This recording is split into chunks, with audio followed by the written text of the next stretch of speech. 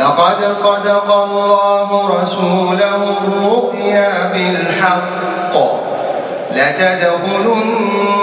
المسجد الحرام إن شاء الله آمنين محلقين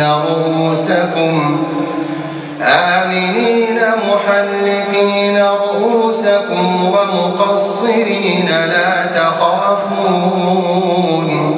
فعلم ما لم تعلموا فجعل من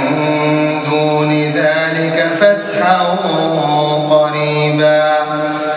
هو الذي أرسل رسوله بالهدى ودين الحق ليظهره على الدين كله وكفى بالله شهيدا محمد رسول الله والذين معه أشداء على الكفار رحماء بينهم تراهم ركعا سجدا يبتغون فضلا من الله ورضوانا سيماهم في وجوههم من أثر السجود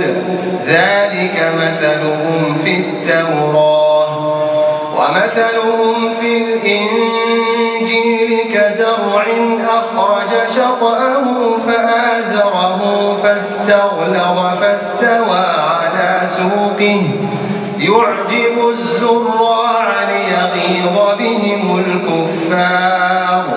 وعد الله الذين آمنوا وعملوا الصالحات منهم مغفرة